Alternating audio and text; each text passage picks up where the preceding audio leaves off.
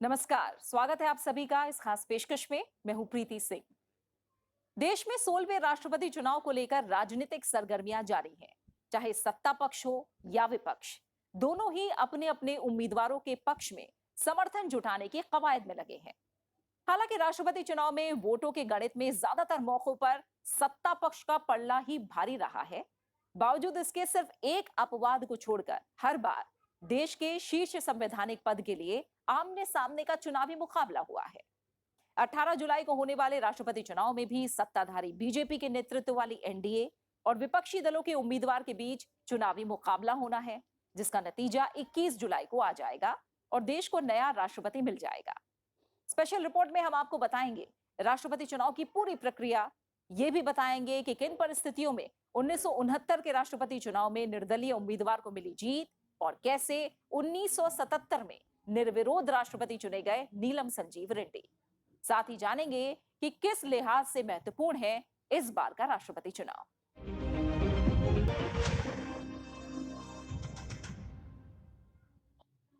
भारत का नया राष्ट्रपति चुने जाने की प्रक्रिया जारी है। 18 जुलाई को राष्ट्रपति चुनाव के लिए वोट डाले जाएंगे। नामांकन की प्रक्रिया पूरी हो चुकी है। राष्ट्रपति पद के लिए एनडीए उम्मीदवार द्रौपदी मुर्मू और विपक्ष के उम्मीदवार यशवंत सिन्हा नामांकन दाखिल कर चुके हैं। कुछ जरूरी शर्तें पूरी करने के बाद कोई भी व्यक्ति राष्ट्रपति पद का चुनाव लड़ सकता है। संविधान के अनुच्छेद 58 में देश के सर्वोच्च पद के लिए योग्यता बताई गई है। चुनाव लड़ने वाला व्यक्ति भारत का नागरिक होना चाहिए। उसकी उम्र कम से कम 35 साल होनी चाहिए।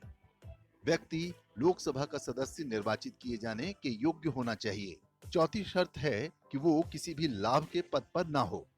हालांकि अगर कोई व्यक्ति राष्ट्रपति, उपराष्ट्रपति, राज्यपाल, संघ या किसी राज्य के मंत्रिपरिषद का सदस्य है तो उसे लाभ के पद पर नहीं माना जाएगा। इन्हीं योग्यताओं को ध्यान में रखते हुए राष्ट्रपति चुनाव के लिए उम्मीदवारों के नाम का ऐलान किया जाता है। उम्मीदवारों के नाम की घोषणा के बाद और मतदान से पहले नामांकन का चरण आता है, जहां उम्मीदवार चुनाव में खड़े होने का इरादा प्रस्तुत करता है। उम्मीदवार को अपने नामांकन के लिए 50 प्रस्तावकों और 50 अनुमोदकों की आवश्यकता होती है। ये प्रस्तावक और समर्थक आम नागरिक नहीं बल्कि निर्वाचक मंडल के सदस्य यानी सांसद या विधायक होने जरूरी हैं। एक मतदाता एक से अधिक उम्मीदवारों के नामांकन का प्रस्ताव या समर्थन नहीं कर सकता है। इस कदम का मकसद राष्ट्रपति चुनाव से गैर गंभीर उम्मीदवारों को बाहर करना है। उम्मीदवार को अपने नामांकन पत्र के साथ जमानत राशि के तौर पर 15,000 रुपए भी जमा कराने होते हैं। अनिवार्य जमानत राशि और निश्चित संख्या में निर्वाचक किसी उम्मीदवार का प्रस्ताव और समर्थन करें। ये नियम पहले 5 राष्ट्रपति चुनावों के बाद लागू हुआ। 1974 में ये नियम बनाया गया कि उम्मीदवार को राष्ट्रपति चुनाव में खड़ा होने के लिए कम से कम 10 प्रस्तावकों और 10 अनुमोदकों की जरूरत होगी। साथ ही 2,500 रुपए की अनिवार्य जमानत राशि देने का नियम भी शुरू किया गया। राष्ट्रपति और उपराष्ट्रपति चुनाव अधिनियम 1952 में संशोधनों के जरिए ये बदलाव लाए गए। 1997 में इस अधिनियम में फिर संशोधन किया गया, जिसके बाद जमानत राशि को बढ़ाकर 15,000 रुपए और प्रस्तावकों और अनुमोदकों की संख्या 50-50 कर दी गई। संविधान का अनुच्छेद 62 ये कहता है कि एक राष्ट्रपति का कार्यकाल खत्म होने से पहले अगले राष्ट्रपति के चुनाव की प्रक्रिया पूरी हो जानी चाहिए। चूंकि राष्ट्रपति रामनाथ कोविंद का कार्यकाल 24 जुलाई 2022 को खत्म हो रहा है, इसीलिए इस तारीख से पहले चुनाव की प्रक्रिया पूरी हो जाएगी। सरोज दास के साथ शम्स तबरेज, संसद टीवी। दरअसल भारत में राष्ट्रपति चुनाव की प्रक्रिया अन्य चुनाव के मुकाबले थोड़ी अलग और जटिल है। इस चुनाव में सीधे जनता की भागीदारी नहीं होती, बल्कि जनता की ओर से निर्वाचित सांसद और विधायक अपने मतों से राष्ट्रपति को चुनते हैं। आपको बताते हैं क्या है राष्ट्रपति चुनाव की पूरी प्रक्रिया, सिंगल ट्रांसफरेबल वोट सिस्टम और आनुपातिक प्रतिनिधित्व प्रणाली कैसे करते हैं काम।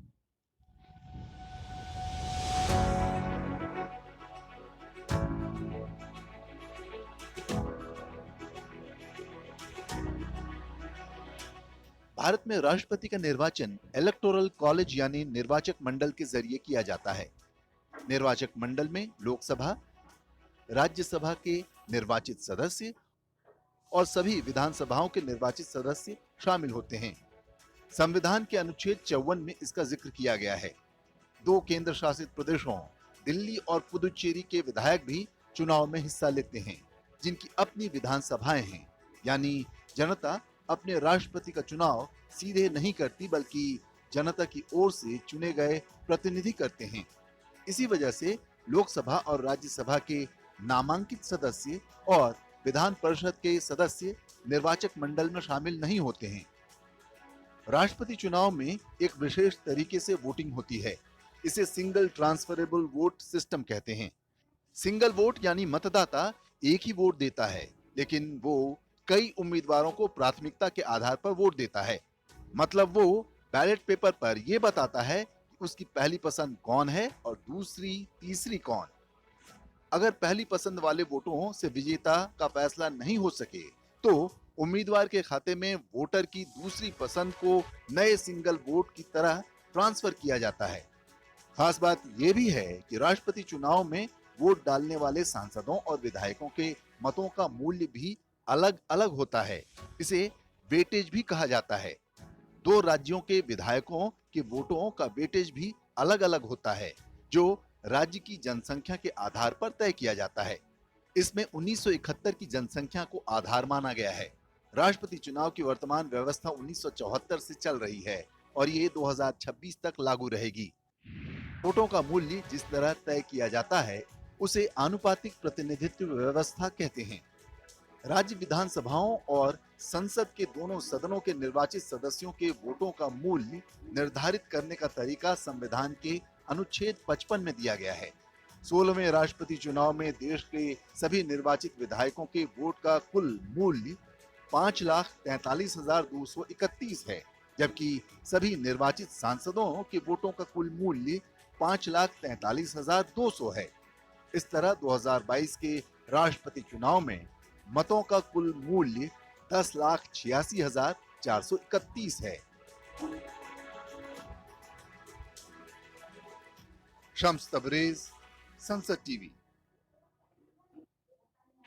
राष्ट्रपति चुनाव में वोट सिर्फ वोट नहीं होता, बल्कि इसका अपना मूल्य होता है। राष्ट्रपति चुनाव के लिए सांसदों के वोट का मूल्य निश्चित है, मगर विधायकों के वोट का मूल्य राज्यों की जनसंख्या पर निर्भर करता है।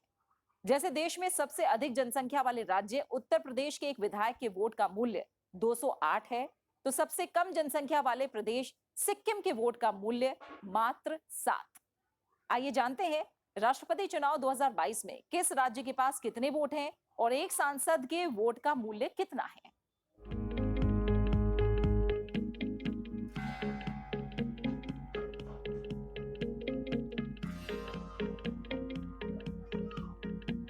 राष्ट्रपति चुनाव 2022 के लिए निर्वाचक मंडल में कुल 4,809 सदस्य हैं। इनमें 543 लोकसभा सांसद, 233 राज्यसभा सांसद और 4,033 विधायक शामिल हैं। राष्ट्रपति चुनाव में अपनाई जाने वाली आनुपातिक प्रतिनिधित्व प्रणाली के हिसाब से हर वोट का अपना मूल्य होता है। सांसदों के वोटों का मूल्य निकालने के लिए सबसे पहले देश भर के विधायकों के वोटों का मूल्य जोड़ा जाता है, जिसे लोकसभा और राज्यसभा के निर्वाचित सांसदों की कुल संख्या से भाग दिया जाता है।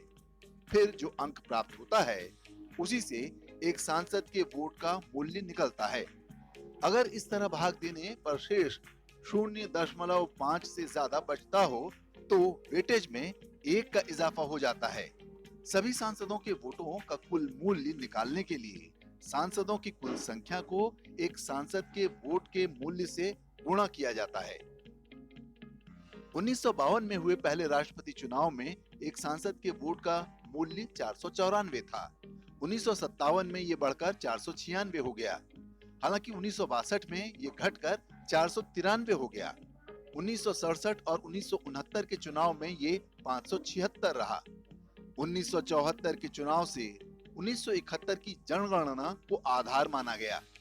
इससे 1974 में एक सांसद के वोट का मूल्य बढ़कर 723 हो गया। 1977 से 1992 तक ये वैल्यू 702 रही, जबकि 1997 से 2017 के राष्ट्रपति चुनाव तक एक सांसद के वोट का मूल्य 708 रहा। राष्ट्रपति चुनाव 2022 के लिए एक सांसद के वोट का मूल्य 700 तय किया गया है, जो 2017 के राष्ट्रपति चुनाव से 8 कम है। इसके पीछे वजह है जम्मू कश्मीर, जहां विधानसभा का गठन नहीं हो पाया है। विधायकों के वोटों का कुल मूल्य निकालने के लिए उस राज्य की जनसंख्या और राज्य के विधानसभा सदस्यों की संख्या को देखा जाता है। वेटेज निकालने के लिए राज्य की कुल आबादी को चुने गए विधायकों की संख्या से भाग दिया जाता है। इसके बाद जो अंक निकलता है उसे फिर 1000 से भाग दिया जाता है। फिर जो अंक प्राप्त होता है उसी से राज्य के एक विधायक के वोट का मूल्य निकलता है। 1000 से भाग देने पर अगर शेष 500 से ज्यादा हो तो वेटेज में 1 जोड़ दिया जाता है। चूंकि विधायकों के वोट का मूल्य राज्यों की जनसंख्या पर निर्भर करता है, इसलिए राष्ट्रपति चुनाव 2022 में सबसे अधिक जनसंख्या वाले राज्य उत्तर प्रदेश के एक विधायक के वोट का मूल्य 208 है, तो सबसे कम जनसंख्या वाले प्रदेश सिक्किम के एक विधायक के वोट का मूल्य मात्र 7 है। तमिलनाडु और झारखंड में ये 176, महाराष्ट्र में 175, बिहार में 173, आंध्र प्रदेश में 159, केरल में 152, पश्चिम बंगाल में 151, ओडिशा में 149 और गुजरात में 147 है। तेलंगाना में एक एमएलए के वोट का मूल्य 132, कर्नाटक और मध्य प्रदेश में 131, राजस्थान और छत्तीसगढ़ में 129, पंजाब और असम में 116, हरियाणा में 112, उत्तराखंड में 64, राष्ट्रीय राजधानी क्षेत्र दिल्ली में 58 और हिमाचल प्रदेश में 51 है। जबकि त्रिपुरा में 26, गोवा में 20, मणिपुर में 18, मेघालय में 17, पुडुचेरी में 16, नागालैंड में 9, अरुणाचल प्रदेश और मिजोरम में 8 है। केंद्र शासित प्रदेश जम्मू कश्मीर की विधानसभा इस साल 18 जुलाई को होने जा रहे देश के शीर्ष संवैधानिक पद के चुनाव का हिस्सा नहीं होगी। ऐसा पहली बार नहीं है, बल्कि राज्यों की विधानसभाओं के भंग होने के कारण उनके राष्ट्रपति चुनाव का हिस्सा नहीं होने के कई उदाहरण हैं। पहली बार 1974 में ऐसा मामला सामने आया, जब 182 सदस्यीय गुजरात विधानसभा भंग होने के कारण राष्ट्रपति चुनाव का हिस्सा नहीं बन सकी। इसके बाद असम, नागालैंड और जम्मू कश्मीर की विधानसभाएं भी भंग होने के कारण विभिन्न चुनावों में भाग नहीं ले सकी हैं। 1982 के राष्ट्रपति चुनाव में असम के विधायक मतदान नहीं कर सके क्योंकि विधानसभा भंग हो गई थी। वर्ष 1992 के राष्ट्रपति चुनाव में जम्मू कश्मीर और नागालैंड की विधानसभाएं भंग होने के कारण राष्ट्रपति चुनाव का हिस्सा नहीं बन सकी थी। नामांकन, निर्वाचक मंडल, सांसदों और विधायकों के वोटों की वैल्यू के बाद अब बात मतदान और मतगणना प्रक्रिया की। तो क्या है राष्ट्रपति चुनाव में मतदान और मतगणना की पूरी प्रक्रिया, और राष्ट्रपति चुनाव में जीत के लिए उम्मीदवार को कितने वोटों की होती है जरूरत? क्या होता है निर्वाचन के लिए कोटा? आइए समझते हैं।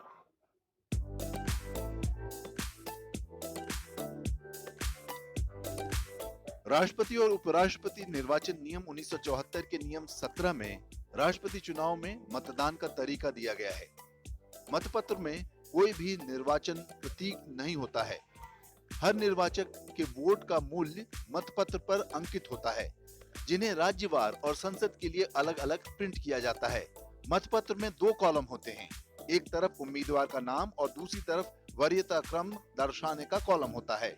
वोट देते समय निर्वाचक उम्मीदवार के नाम के सामने अपनी वरीयता अंकित कर सकते हैं, जो भारतीय अंकों के अंतर्राष्ट्रीय रूप या रोमन या किसी भारतीय भाषा में प्रयोग किए जाने वाले रूप में दर्शाई जा सकती है, लेकिन शब्दों में अंकित नहीं की जा सकती। राष्ट्रपति चुनाव में किसी मतपत्र के वैध होने के लिए सिर्फ प्रथम वरीयता अंकित करना अनिवार्य है, जबकि अन्य को अंकित करना वैकल्पिक है। लेकिन अगर पहली पसंद न लिखी जाए या एक से अधिक प्रत्याशियों के नाम के आगे पहली पसंद लिखी जाए तो मत अवैध घोषित कर दिया जाता है। राष्ट्रपति और उपराष्ट्रपति निर्वाचन नियम 1974 के नियम 18 के मुताबिक हर निर्वाचक मतदान के स्थान में मतदान की गोपनीयता बनाए रखेगा। मतदान समाप्त होने के बाद पीठासीन अधिकारी उम्मीदवारों या उनके प्राधिकृत प्रतिनिधियों की मौजूदगी में छेद और मतपेटी को बंद और मुहरबंद करेगा। मतपेटी कपड़े के थैले में रखी जाती है और थैले का मुंह धागे से सी दिया जाता है और उस पर मुहर लगा दी जाती है। मतदान प्रक्रिया पूरी होने के बाद राष्ट्रपति चुनाव के लिए मतगणना होती है। राष्ट्रपति चुनाव चूंकि आनुपातिक प्रतिनिधित्व प्रणाली से होता है, इसलिए निर्वाचित घोषित होने के लिए डाले गए वैध वोटों की कुल वैल्यू का आधे से अधिक प्राप्त करना आवश्यक है। इसे कोटा कहा जाता है। सबसे पहले प्रत्येक उम्मीदवार को मिले कुल वोटों के मूल्य की गिनती करने के बाद रिटर्निंग अधिकारी प्राप्त वैध मतों के मूल्य का जोड़ करता है। फिर वैध मतों को 2 से भाग देकर और भागफल में 1 जोड़कर, और अगर कोई शेष हो तो उसे गिनती में नहीं लेकर कोटा निकाला जाता है। मान लीजिए कि राष्ट्रपति चुनाव 2022 में निर्वाचक मंडल का हर सदस्य वोट देता है और हर वोट वैध होता है, तो वैध वोटों का कुल मूल्य 10,86,431 हुआ। इसमें 2 से भाग देने और भागफल में 1 जोड़ने के बाद कोटा निकला, जो 5,43,216 वोट हुआ। वोटों की गिनती राउंड्स में होती है। सबसे पहले सभी मतपत्रों पर दर्ज पहली वरीयता के वोट गिने जाते हैं।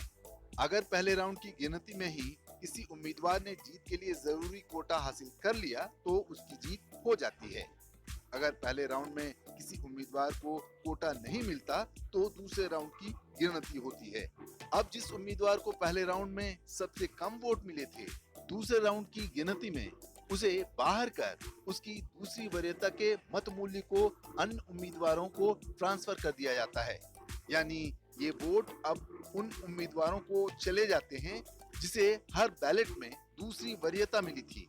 ये प्रक्रिया तब तक चलती रहती है जब तक कोई भी उम्मीदवार अपेक्षित कोटा हासिल नहीं कर लेता या मैदान में सिर्फ एक ही उम्मीदवार नहीं रह जाता है। अब तक हुए 15 राष्ट्रपति चुनावों में सिर्फ 5वें राष्ट्रपति चुनाव को छोड़ दें तो सभी निर्वाचनों में मतगणना के पहले दौर में ही चुनाव का फैसला हो गया। 1969 के चुनाव में कोई भी उम्मीदवार मतगणना के पहले दौर में अपेक्षित कोटा 4,18,169 वोट हासिल नहीं कर पाया। फिर एक के बाद एक उम्मीदवारों को तब तक हटाया जाता रहा जब तक सिर्फ 2 उम्मीदवार श्री वी गिरी और डॉक्टर नीलम संजीव रेड्डी ही मैदान में नहीं रह गए। आखिर में श्री वी गिरी को 4,20,077 वोट मिले और वो राष्ट्रपति घोषित कर दिए गए। भारत की लोकतांत्रिक और संवैधानिक व्यवस्था में सबसे प्रतिष्ठित पद राष्ट्रपति का है। देश के प्रमुख के तौर पर राष्ट्रपति संसद का अहम हिस्सा होता है। राष्ट्रपति मंत्रिपरिषद की सलाह से संसद के दोनों सदनों का सत्र बुलाता है। लोकसभा और राज्यसभा से पारित कोई भी बिल तब तक कानून नहीं बनता जब तक राष्ट्रपति की अनुमति ना हो। इसके अलावा जब संसद सत्र में नहीं होती तो राष्ट्रपति के पास अध्यादेश के जरिए तत्काल प्रभाव से किसी कानून पर दस्तखत करने की शक्ति होती है। तो इस विशेष